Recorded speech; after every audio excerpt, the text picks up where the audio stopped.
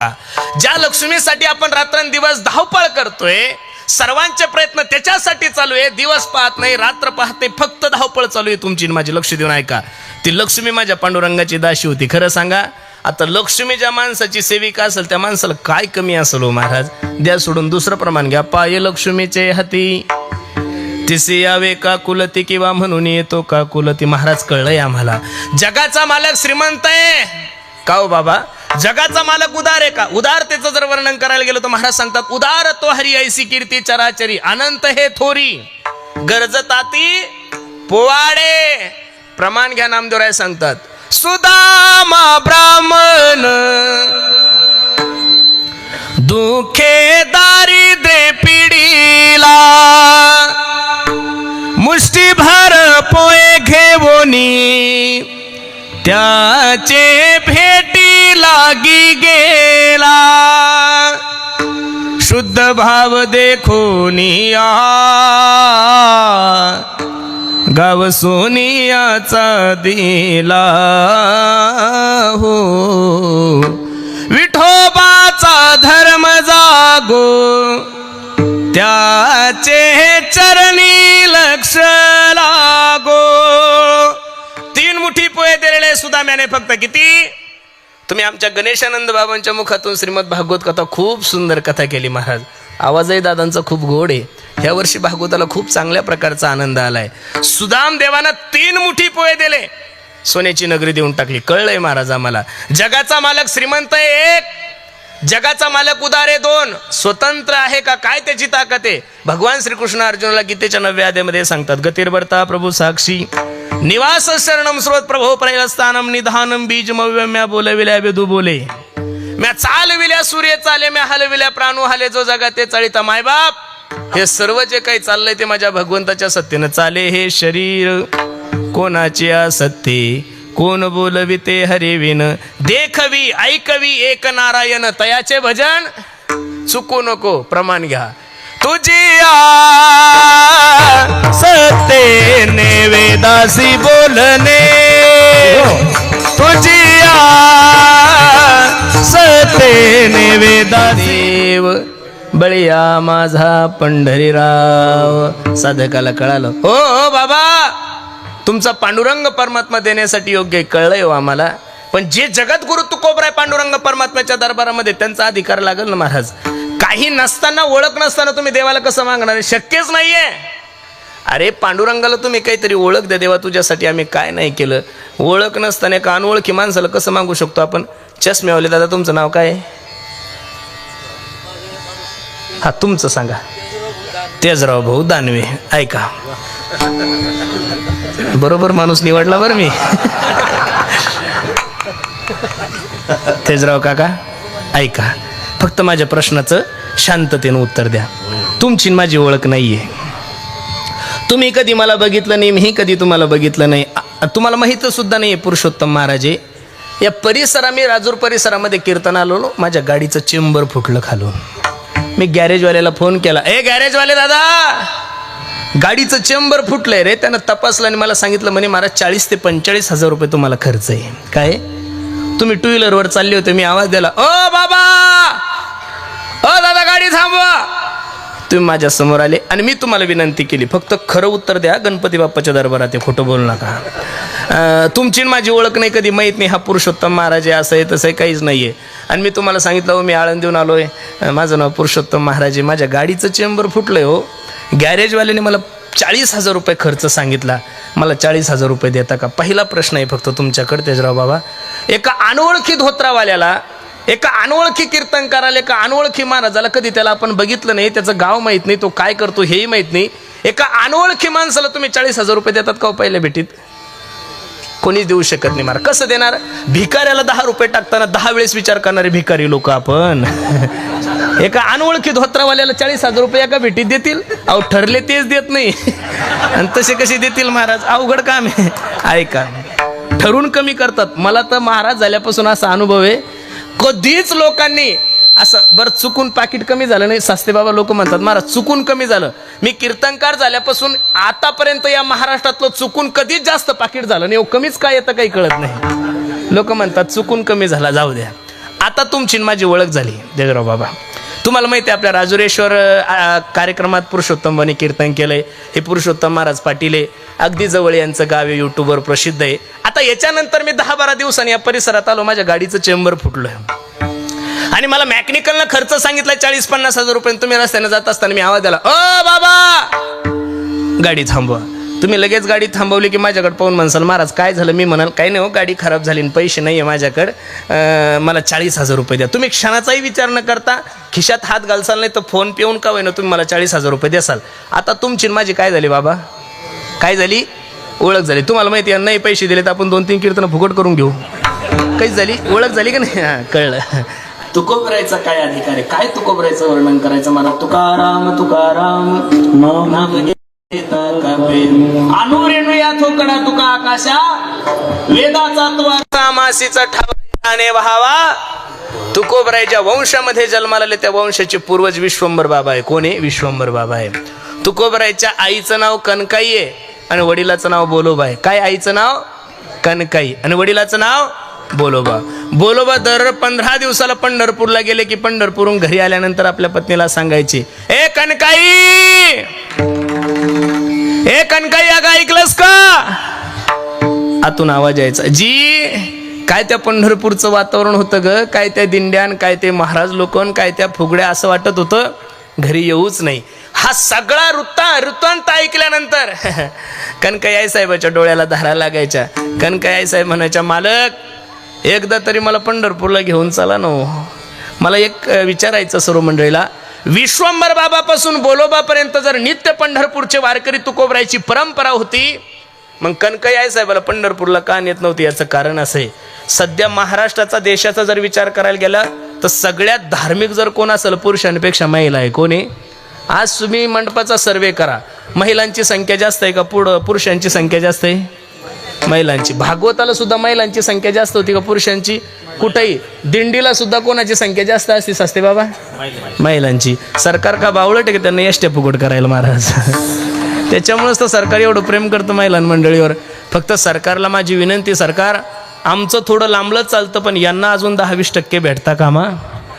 सध्या त्या 50% मध्ये कुठे आहे, 50% असून सुद्धा प्रत्येक क्षेत्रामध्ये त्या बरोबरीला आहे. अजून जर 25% त्यांना आरक्षण भेटलं, पुरुष मंडळी आपल्याकडे 2च कामं येणार आहे, चपात्या करायची आणि धुणं धुवायची. उद्या त्या नक्की म्हणतील ते भांडे घासून घे, मी चालले कीर्तनाला म्हणतील त्या, म्हणून बरोबर आहे का नाही. मग एवढ्या जर महिला धार्मिक आहे, एवढ्या जर महिला भाविक आहे, एवढ्या जर महिला श्रद्धाळू आहे, मग बोलोबा कनकाईला का नेत नव्हते पंढरपूरला. शास्त्राने एक महिलांच्या ठिकाणी दोष सांगितलेला आहे, त्या कोणत्याही देवाला न्या, काही ना काही मागितल्याशिवाय राहाल. आणि बोलोबाने विचार केला, हिनं जर माझ्या पांडुरंगाला काही मागितलं तर माझ्या वंशाला बट्टा लागल. राग आला पत्नीला, ओ काय कमी केलंय तुमच्या पांडुरंगाने. मला 12 गावची जहागिरी आहे, 350 एकर जमीन आहे, सोनं नाणं, हिरे माणिक मोती, नौकर चाकर सगळं काही आहे. फक्त एवढंच ना मालक, माझ्या पोटी संतान नाही. बोलोबा म्हणले, हीच गोष्ट तू पांडुरंगाला मागशील म्हणून तुला पंढरपूरला नेत नाहीये. शपथ घेतली मग गळ्याची, ओ मालक तुमच्या गळ्याची शपथ घेऊन सांगते, मला मरायच्या अगोदर एकदा पंढरपूरला घेऊन चला. मी खरंच काही मागणार नाही, तुमच्या वंशाला बट्टा लागल असं कोणतंच काम करणार नाही.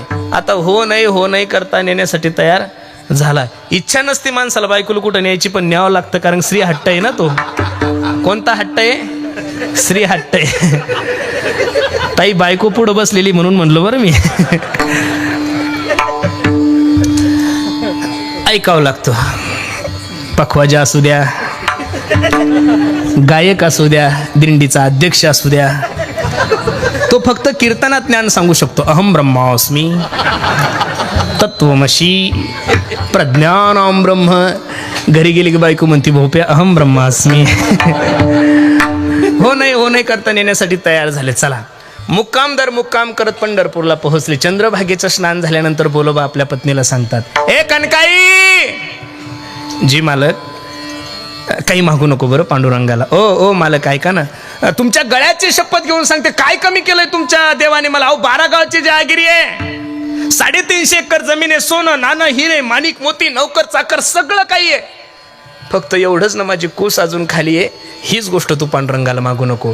तुमच्या गळ्याची शपथ घेते, मला काहीच मागत नाही. चोखोबरायच्या पायरीचं दर्शन घेतलं, पुंडलिकरायाच्या पायरीचं दर्शन घेतलं, नामदेवरायाच्या पायरीचं दर्शन घेतलं.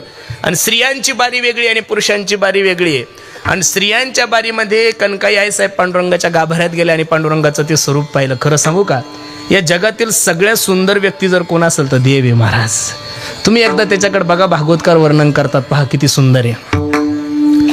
बरहा पीडम नटवर वपु कर्णयो कर्णिकार बिभ्रत वासम कनक कपिशं वैजयंतीच माला राजस सुकुमार मदनाचा पुतळा. एकदा का देवाला पाहिलं की महाराज माणसाला जीवनातलं काहीच पावटत नाही. पाहिली या वेद लावी बैसे जीवे जडोनी. एक हिंदी कवीचं वर्णन आहे, एक गवळण यमुनेला पाण्याला चालली होती. कुठे चालली होती? यमुनेला पाण्याला. आणि विश्वाचा मालक यमुनेमध्ये खेळत असताना त्या गवळणीची आणि भगवंताची नजराला नजर झाली. किती गोड वर्णन आहे, शपक आहे पण सुंदर आहे. ती गवळण सांगते, पहा, हा मैं तो गई भरने को जमुना में पानी देख छवि नटकट की भई में दीवानी उसने मारी जो तिरकी नजर सावरा जादूगर. एक गवळण सांगते, देवा तू काळा असून लोक तुझ्यावर एवढे प्रेम करतात. काय म्हणली ती? घनश्याम तेरी बंसी पागल कर जाती है मुस्कान तेरी मोह घायल कर जाती है. त्या गवळणीचा आरोप आहे कृष्णावर. तुम गोरे होते तो क्या कर जाते मोहन जब काले रंग पर ही दुनिया मर जाती है. अबे तू काळा असून लोक एवढे पागल आहे. बे हा शब्द विदर्भातला या. अबे तू काळा असून लोक तुझ्यावर एवढं प्रेम करतास. बाय चान्स जर तू गोरा असता तर काय झालं असतं लोकांचं. एवढा दिसायला गोडे माझा जगाचा मालक. आणि एकदा त्याच्याकडे पाहिलं की माणसाला काही पाहायची इच्छा राहत नाही. हरिने माझे हरिले चित्त भारवित विसरले पाहिला पाहिला नंदाचा नंदन. मालकाकडे पाहतायत, तोंड शांत आहे, डोळ्यामधून आनंद अश्रू येत आहेत आणि मनातल्या मनात कनकाई आईसाहेब देवाला सांगते, हे पांडुरंगा किती अभागी आहे रे मी. विश्वंभर बाबापासून तर माझ्या नवऱ्यापर्यंत नित्य तुझे पंढरपूरचे वारकरी. मला पहिल्यांदा तुझं दर्शन होतंय. तोंड शांत आहे बरं माया, लक्ष देऊन ऐका. तोंड कसं आहे? शांत आहे. तोंड कधी शांत राहत नाही तुमचं, पण सांगतोय मी तोंड शांत आहे कनकाई आईसाहेबाचं. आणि मनातल्या मनात विचार चालू आहे, ए पांडुरंगा किती गोड दिसतोयस रे तू, किती सुंदर आहे. आणि मनातल्या मनात कनकाई आईसाहेबाचा होता तो विचार आलाच महाराज. मनातल्या मनात देवाला म्हणते, तोंडानं शांत बसलेलं आहे, फक्त मनातल्या मनात विचार चालू आहे, ए पांडुरंगा ऐक ना, किती दिवस दोघा नवरा बायकोन वारी करायची रे आम्ही, त्यांना तर आता चालणंही होत नाही, मला सुद्धा चालणं होत नाही. हे बघ ना, ऐक ना, माझ्याकडे बघ, माझ्याकडे बघ, हे बघ माझा वंश वाढावा म्हणून नको पोरगा देऊ रे, पण तुझी पंढरपूरची वारी खंडित होऊ नये म्हणून एखादा वारकरी पोरगा घाल ना माझ्या पोटी जन्मामध्ये. हे मनात आलं होतं. कशात आलं होतं?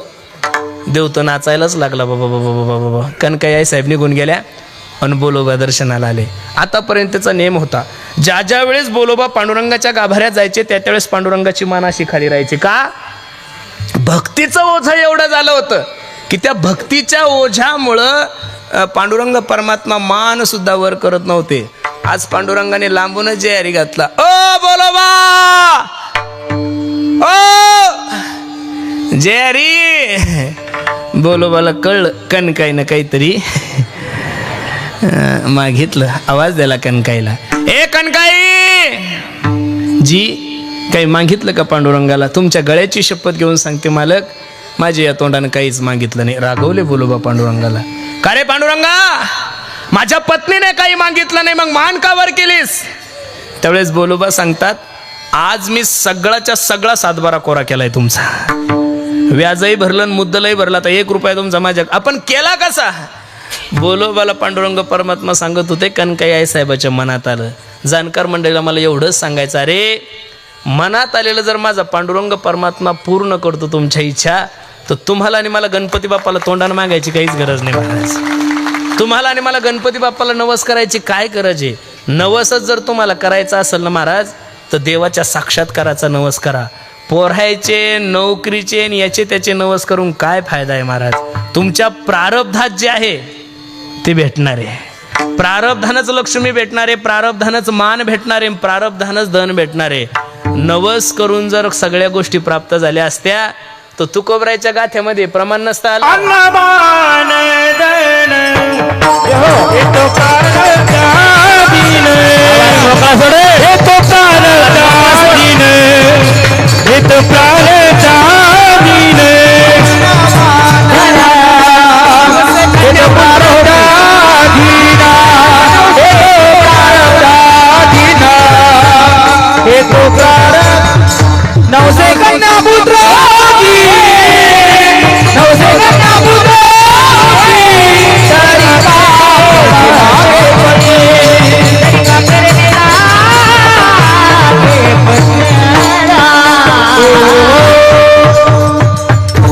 अंधश्रद्धेचा पहिला कायदा जर या महाराष्ट्रामध्ये कोणी पारित केला असेल तर तो तुकोबरायांनी केलेला आहे. 900 कन्या पुत्र होती, तरी का करणे लागे पती, सेंदरी हेंदरी दैवते, कोणती पूजी भूते खेते, आपुल्या पोटासी रडते मागते सीते अवधान. माझ्या ज्ञानोबरायांनी, माझ्या तुकोबरायांनी तुम्हाला डोळस परमार्थ करायला सांगितलेला आहे. कोणता परमार्थ करायला सांगितलेला आहे? डोळस परमार्थ. अंधश्रद्धेच्या आधारी वारकरी संप्रदायातल्या कोणत्याच साधून या महाराष्ट्राला नाही. कर्मण्येवाधिकार असते मा फलेषु, कर्मावर विश्वास ठेवा, कष्ट करा. बसून काही जमत नाहीये. पाठीमागं मी त्या प्रदीप मिश्रांची एक कथा ऐकली अमरावतीला. त्यांनी सांगितलं की भगवान शंकराच्या पिंडीवर जर तुम्ही पाणी टाकलं तर तुम्हाला पेपर द्यायचं काम नाहीये, तसेच पास होसाल. चांगलंय. शिवमहापुराणचा विरोध माझा अजिबात नाहीये महाराज. माझी विनंती तुम्हाला, जेव्हापासून प्रदीप मिश्रांच्या कथा भारतामध्ये व्हायला लागल्या त्या दिवसापासून सगळ्यात जास्त चांगले दिवस जर कोणत्या देवावर आले असेल तर गणपती बाप्पावर आलेले आहे महाराज. खरं सांगतो तुम्हाला. नाही तर बऱ्याचशा महादेवाच्या मंदिरात लोक जात सुद्धा नव्हते महाराज. आज मंदिरही चांगले व्हायला लागले, चांगली गोष्ट आहे. आणि माझ्या मायमावल्याचा सिंहाचा वाटा आहे त्याच्यामध्ये. बिचाऱ्या सकाळी 4 वाजता गरम पाणी घेऊन जाते महादेवाला. चांगली गोष्ट आहे माया. मला खूप आनंद आहे. थडग्याच्या दर्शनाला जाण्यापेक्षा तुम्ही महादेवाच्या दर्शनाला जाता, ती हिंदू धर्मासाठी खूप चांगली गोष्ट आहे महाराज. कारण की पहिले वैष्णव जर कोण असेल तर वैष्णवानाम यथा शंभू, एक जनार्दनी वैष्णव शिरोमणी महादेव. भागवतामध्ये सुद्धा सांगतात की वैष्णवानाम यथा शंभू पुराणानाम इदम तथा. पुराणामध्ये सर्वात श्रेष्ठ पुराण जर कोणतं असेल तर भागवत पुराण आहे. क्षेत्रानाम चैव सर्वेशाम, सर्वात सुंदर क्षेत्र जर कोणतं असेल तर काशी आहे. सर्वात मोठं तीर्थ जर कोणतं असेल तर गंगा आहे. तसं वैष्णवानाम यथा शंभू, सर्वात श्रेष्ठ वैष्णव जर कोण असेल तर भगवान शंकर आहे. म्हणून लक्ष देऊन ऐका. अंधश्रद्धेच्या हरी संप्रदायाने तुम्हाला नेलेलं नाहीये. ज्या वंशामध्ये विश्वंभर बाबापासून तर बोलोबापर्यंत नित्य पंढरपूरचे वारकरी होते, त्या वंशामध्ये माझ्या तुकोबरायचा जन्म झालाय. आणि त्या तुकोबरायचा गाथ्यामध्ये एक अभंग आहे. काही मागणे हे अमनुचित, वडिला चिरित जाणत असे. आमच्या वाडवडला चिरित आहे, तुला काही मागायचं नाहीये. त्या जगद्गुरु तुकोबरायच्या गाथ्यामध्ये 125 म्हणजे 125 अभंग मागणी पर प्रकरणात येईल. तसं तर तुकोबराय देवाला मागतच नव्हते. पांडुरंग परमात्माच म्हणायचा. मागण्याची आस बाहे मुखाकडे, चिंतिल्या रोकडे मनोरथ. देवाचा आग्रह झाल्यानंतर तुकोबरायने आपल्या अंतकरणातली मागणी जगाच्या मालकासमोर प्रगट केली. ती कोणती? अभंगाचं. काय कळतं रे बाळा? पण मला एवढं कळतं की तू खूप सुंदर कीर्तन करतो. आता सुंदर म्हणल्यानंतर माझी अपेक्षा वाढली ना. नेमकं काय आवडलं तुला? माझं बोलणं आवडलं, माझं गाणं आवडलं का आईचं गीत आवडलं? नेमकं काय आवडलं का आई? ती म्हणायची, बाळा मला काय कळतं रे कीर्तनातलं, मी एकदम साधी बाई आहे. पण खरं सांगू पुरुषोत्तम, तुझ्यासारखा कीर्तनकार मी महाराष्ट्रात पाहिलं नाही. मग तर मला घामच फुटला. म्हणलं नेमकं काय आवडलं असेल एवढं? मी परत आईचं दर्शन घेतलं. हे माय एकदा सांग ना म्हणलं मला तुझं काय आवडलं माझ्या कीर्तनाचं. म्हातारी हळूच म्हणे, भाऊ काय आवडायचं रे तुझ्या कीर्तनातलं? मला घरी 4-4 गोळ्या घेऊन झोप येत नाही म्हणे मला. काय म्हणली ती? घरी 4-4 गोळ्या घेऊन झोप येत नाही. भाऊ तू रूप पाहत आलोचनी म्हणल्यावर मी घोरायला लागले. पहा नशीब आहे आपलं. कुठं आपलं कीर्तन आणि कुठं. तानसेनजी आणि मीराबाईची एक वेळेस संवाद झाला. तानसेनजी म्हणायचे, मी पट्टदीप राग गायला की दिवे लागते एवढी ताकद आहे माझ्या गाण्यामध्ये. मी मेघ मल्हार राग गायल्यानंतर पाऊस पडतो एवढी ताकद आहे माझ्या गाण्यामध्ये. पण मीराबाई, मी एवढं सुंदर गातो पण आतापर्यंत कधी देव नाही नाचला माझ्या गायनामध्ये. त्यावेळेस मीराबाईने जे उत्तर दिलं ते खूप सुंदर आहे. मीराबाई सांगतात, तानसेनजी तुम्ही खूप महान आहात, पण तुम्ही जे गाणं गाता ते फक्त राजा खुश व्हावा म्हणून, आणि मी जे गाणं गाते ते फक्त आणि फक्त माझा कन्हैया खुश व्हावा म्हणून. म्हणून देवासाठी जर परमार्थ असेल तर तुम्ही कसाही करा, तो देव तुमचा स्वीकार करेल. पण देवाला सोडून तुमचं कोणतंही असू द्या महाराज, ते सगळं निषिद्ध मानलं जातं, असार मानलं जातं. म्हणून परमार्थ खूप वाढलाय महाराज, पण परमार्थ सवडीनं वाढलाय. आणि महाराज तर सांगतात, आवडीने भावे हरी नाम घेसे, आवडीने भावे हरी नाम घे.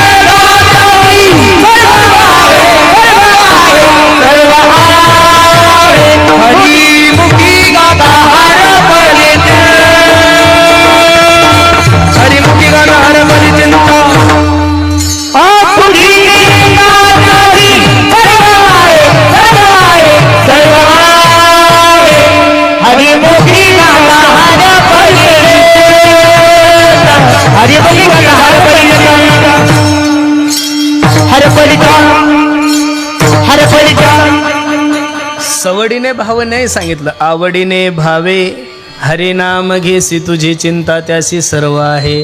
नको खेद करू कोणत्या गोष्टीचा, पती लक्ष्मीचा जाणत असे. आपला विश्वास देवावर कमी पडतोय. माझी सर्व मंडळीला विनंती, मायबाप निश्चित माझ्या देवावर विश्वास टाका. माझा पांडुरंग परमात्मा तुम्हाला या संकटातून सोडवल्याशिवाय राहणार नाही. कुठंतरी श्रद्धा कमी पडते महाराज आपली, कुठंतरी प्रेम कमी पडते. आपल्या जीवनातला सर्वात शेवटचा पर्याय देव ठेवलेला आहे.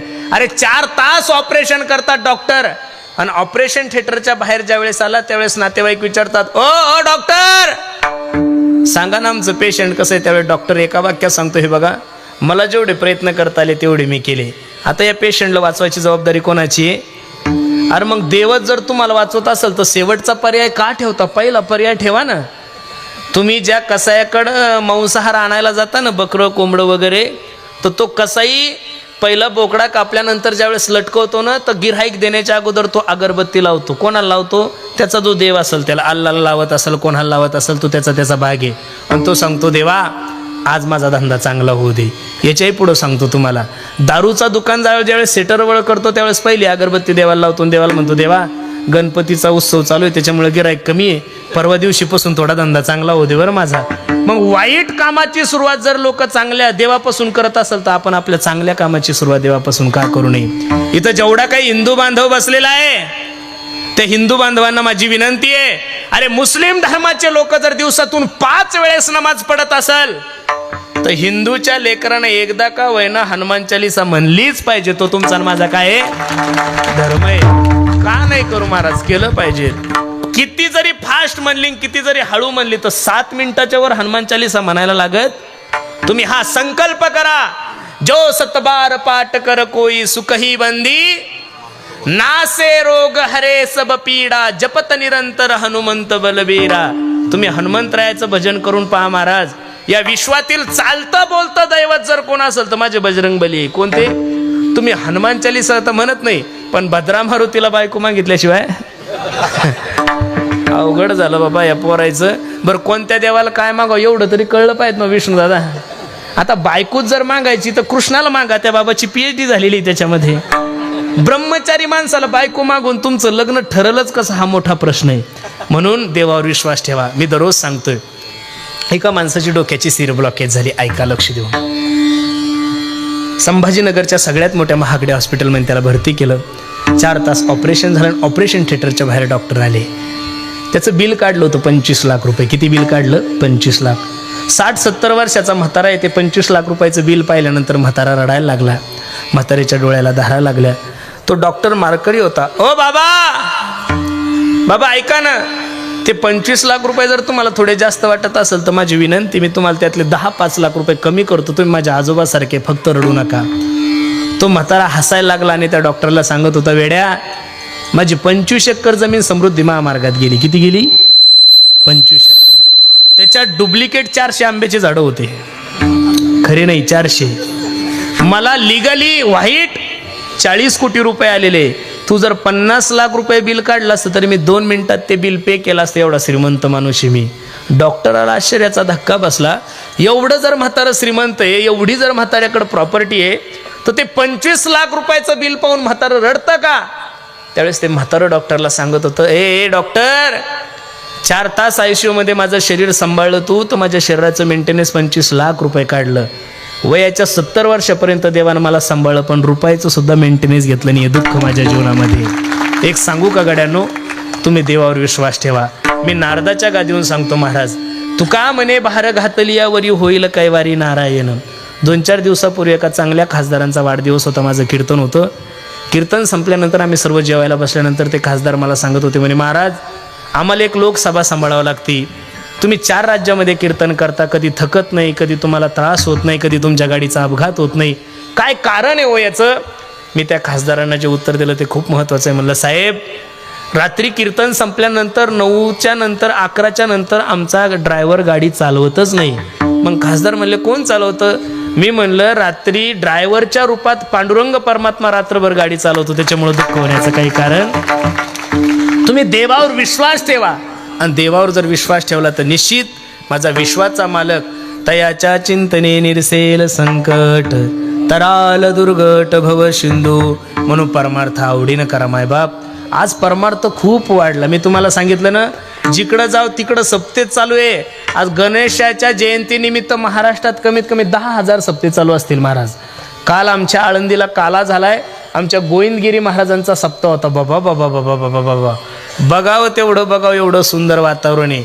एक संन्यासी महात्मा, मला वाटतं आपल्या राम मंदिराचे ते कोषाध्यक्ष आहे, म्हणजे सचिव आहे. कोण आहे? सचिव आहे. काल योगी आदित्यनाथजी, रमेशभाई ओझा, रामदेव बाबा, श्री श्री रविशंकर, असा महात्मा नाहीये की तो काल अलंकापुरीमध्ये आला नाहीये. सप्ते खूप वाढले, कीर्तनही खूप वाढले, महाराजही खूप वाढले, पण दिवसांदिवस परमार्थातली आवड कमी होत चालली आहे. म्हणून सर्वांना माझी विनंती आहे, परमार्थ आवडीने करा, गुण गाईन आवडी, हीच माझी सर्व जोडी. तुम्ही देवाचं चिंतन करा, आणि देवाचं चिंतन करण्यासाठी तुम्हाला नरदे जगाच्या मालकाने त्याला मी तर नेहमी सांगतो, आवट हात का मानव देह भगवान ने तुझको दिया, खाया पिया सुख से सोया, नाहक जमाना खोया. हे खाया पिया सुख से सोया, नाहक जमाना खोया. औट हात का मानव देह भगवान ने तुझको दिया. एवढा 3.5 हाताचा नरदे माझ्या जगाच्या मालकाने दिलाय. देवाचं चिंतन करा बरं. एवढा मोठ्या राजुरेश्वराच्या दरबारात आपण बसलेली मंडळी आहे. उद्या राजुरेश्वराचा जयंतीचा जन्मोत्सव आहे.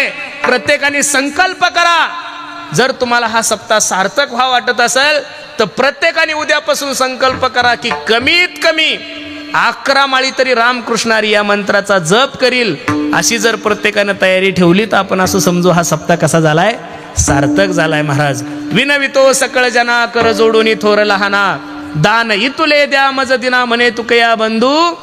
बस बाकीचं काहीच करू नका. न लगे तीर्थाचे भ्रमण, न लगे दंडन मुंडन, न लगे पंचाग्नी साधन. तुम्ही आठवा, आणि देवाचं चिंतन केलं, माणूस वाया गेला असा माणूसच नाहीये महाराज. नाम घेता वाया गेला ऐसा कोणी ऐकिला. पेडा हसत हसत खा, पेडा गोडे.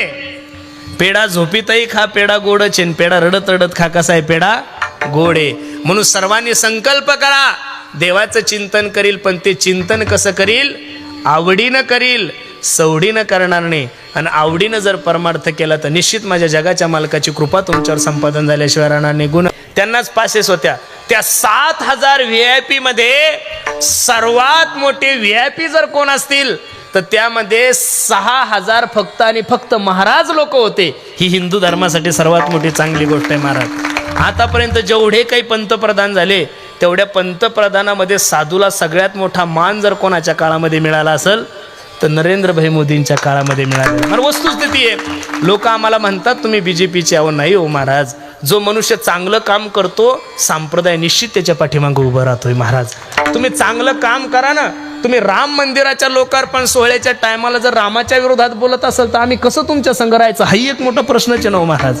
म्हणून चांगलं, अरे डॉक्टर अब्दुल कलाम हे मुस्लिम धर्माचे होते तरी सुद्धा आपल्या लेकरांना त्यांचे धडे महाराष्ट्र आणि भारत देश जातीचा विचार करत नाही महाराज. तुमचं आणि माझं भांडण फक्त विचाराशी आहे. जेवढं आम्ही तुकोबरायला मानतो तेवढंच आम्ही कबीर महाराजांना मानतोय महाराज. आम्ही कबीर महाराज आणि तुकोबराय वेगळे कधी मानलेच नाही. पण तुम्ही महाराष्ट्रात राहून महाराष्ट्रातलं खाऊन जर प्रभू रामचंद्राचा विरोध करत असेल तर तशाच्या विरोधात आम्ही बोलणार, हा आमचा धर्म आहे. विठ्ठल विठ्ठल.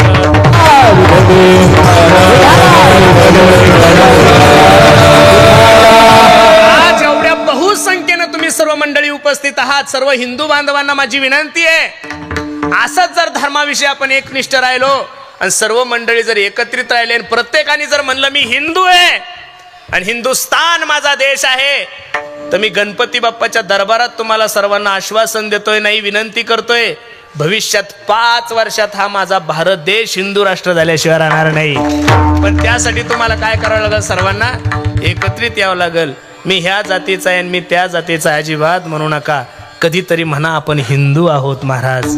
ज्या दिवशी तुम्ही सर्वजण माणसाल हिंदू आहे, मी तो दररोज कीर्तनातून सांगतोय, अरे मुस्लिम धर्माच्या लोकांनी हिरवा झेंडा वर केला तर सर्व मुस्लिम बांधव त्या झेंड्याखाली जाऊन बसतात. बौद्ध धर्माच्या लोकांनी निळा झेंडा वर करू द्या, सर्व बौद्ध बांधव त्या झेंड्याखाली जाऊन बसतात. हिंदू लोकांचा पहिला प्रश्न निर्माण होतो, कोणता झेंडा घेऊ हाती, घर एकन झेंडे बारा. म्हणून प्रत्येक हिंदूच्या घरावर फक्त आणि फक्त भगवा ध्वज राहायला पाहिजेत. तो भगवा ध्वज कोणत्या पक्षाचा नाहीये, भगवा ध्वज ही वारकरी संप्रदायाची पताका आहे महाराज. काय आहे? वारकरी संप्रदायाची पताका आहे. म्हणून आपण सर्वच जर मंडळी एकत्रित राहिलो तर निश्चित उद्याचं भविष्य तुमच्या आणि माझ्यासाठी खूप अवघड आहे, चांगलं आहे. हे आज जर तुम्ही या मंडपाचा सर्वे केला तिथं 70% तरुणांची संख्या आहे. विष्णुदादा किती? 70%. बघा ना तुम्ही, जेवढे गायक आहे त्यात एकही म्हातारा माणूस नाही. आमचे राजूरकर महाराज सोडले तर आता त्यांचं वय झालं पण ते आमच्या सर्वात सिनियर आहे. पण जेवढे काही गायक आहे, आबा आपला जिल्हा तुम्ही काही असं साधं समजायचं काम नाही. हे जे गायक आहे ना, हे महाराष्ट्रातील टॉप गायक आहे सगळे, आणि ते आपल्या जिल्ह्याचं वैभव आहे महाराज. बरोबर आहे का नाही? हे जे वादक आहे सर्वच मंडळी एका होनी बळी रे. कोणी जर विचारलं काय दिलंय तुमच्या जालन्या जिल्ह्यानं, तुम्ही सांगायचं दादा महाराज पाटील दिले आमच्या जिल्ह्यानं. कोणी सांगितलं काय दिलं, आमचा चिल्या बाळ दिला. बरोबर आहे का नाही? वा वा. आमचे काका महाराज आहे, आमचे गाडेकर महाराज आहे, आमचे ढाकणे महाराज, आमचे विष्णू महाराज, आमचे मुरलीधर महाराज. हे सर्व मंडळी खूप संघर्ष केला बरं काका आबा या लोकांनी. ताई आम्ही ज्यावेळेस आळंदीला होतो लोकांना आता वाटतंय आम्ही खूप मोठे झालो, पण एक काळ असा होता विष्णू महाराज आणि मी वृंदावनला भागवत शिकायला होतो. 2-2 दिवस खायला भेटत नव्हतं आम्हाला. ही परिस्थिती आहे महाराज. आज खूप संघर्ष करून हे लोक खूप मोठ्या पदावर गेलेले. आळंदीत 1.5 रुपयाला चहा भेटायचा त्यावेळेस. किती काका? 1.5 रुपये. असं हलकटासारखं हे त्याच्या तोंडाकडे पाहत होतं, ते त्याच्या तोंडाकडे पाहत की आपण जर सगळे गेले तर कोणी असं बाजूला बसत होतं, बा प्यायचा निघून जायचं, बिल कोण देईल. बरोबर आहे का नाही? आमचा सोमनाथ दादा हा तो काय पहिला पाखवाजा होता, नंतर कीर्तनकार झाला, आणि आज महाराष्ट्रामध्ये साऊंड मध्ये जर नाव घेतलं तर आमच्या सोमनाथ दादाचं नाव आहे महाराज. ही सुद्धा एक अभिमानाची गोष्ट आहे महाराज. पण आम्ही लोक काही असं एकदम श्रीमंताचे लेकरं नाही महाराज, खूप गरिबीचे लेकरं. पण संघर्ष करून करून करून आज ज्ञानोबराय तुकोबरायच्या कृपेमुळे आज आम्ही या पदावर आलोय. आमच्या सस्ते महाराजांची दिंडी अगदी 4 वर्ष झाली, पण तुकोबरायच्या सोहळ्यामध्ये सर्वात जास्त लोक आहे महाराज. ही वस्तुस्थिती आहे. आणि कारण हे कारणच असं आहे, जे लोक निष्काम जगतात त्यांच्या मागं समाज असतो महाराज. बरोबर आहे का नाही? नुसतं त्यांनी ठरवलं पंढरपूरला जागा घ्यायची तर सर्व लोकांनी मदत केली, स्वइच्छेनं मदत केली असा माणूस नाहीये. बरं त्यांना मदत करतात बी लोक, कारण ते कीर्तनाचे पैसे बी ठरवत नाही हो. ते त्यांची 11 घेऊन गेले तर लय चांगला कार्यक्रम असला तर 5,000 देतात लोक त्यांना. पण बिचारा कधीच नाराज होत नाही. आता आम्ही कोणाला मागतही नाही ताई, आम्हाला कोणी देत नाही, कारण कीर्तनाचेच एवढे घेतो, त्याच्यामुळं लोकायला द्यायची इच्छा होत नाही. का कोणाला ज्याला जे जमलं त्यानं ते केलं पाहिजे महाराज. कोणी निष्काम करायचं, कोणी फुकट करायचं, कोणी ताकद लावून घ्यायचे, बरोबर आहे का नाही? प्रत्येकाला समाज देत नाहीये. म्हणून जीवन काहीतरी काळ संत साहित्यामध्ये माणसाचं गेलं पाहिजे, संत सहवासामध्ये गेलं पाहिजेत. आमचे दुसरे ज्यांनी आपल्या राजूरला सुंदर अशी वारकरी भोजनालय टाकलं, आमचे काय महाराजांचं नाव, सागर महाराज बोराटे. मंडळीनो, दुसऱ्याच्या धाब्यावर खाण्यापेक्षा एखाद्या वारकऱ्याच्या हॉटेलमध्ये जाऊन जेवत जा. तिथं तुम्हाला पवित्रही मिळेल आणि सात्विकही मिळेल, कारण हॉटेल मालक माळकरी आहे. काय माळकरी आहे. एकादशीच्या दिवशी हॉटेलमध्ये दुसरं अन्न शिजवल्या जात नाही. चतुर्थीच्या दिवशी सुद्धा दुसरं अन्न शिजवल्या जात. चांगलं आहे, ज्याला जे जमतं त्यानं ते करायचं. कोणी दिंड्या काढायच्या, कोणी शिबिरं करायचे, कोणी नियोजन करायचे, कोणी ट्रिपा काढायच्या. ज्याला जे जमल त्यानं ते करायचं. का? संघर्ष केल्याशिवाय मनुष्य जीवनात मोठा होऊ शकत नाही. विठाल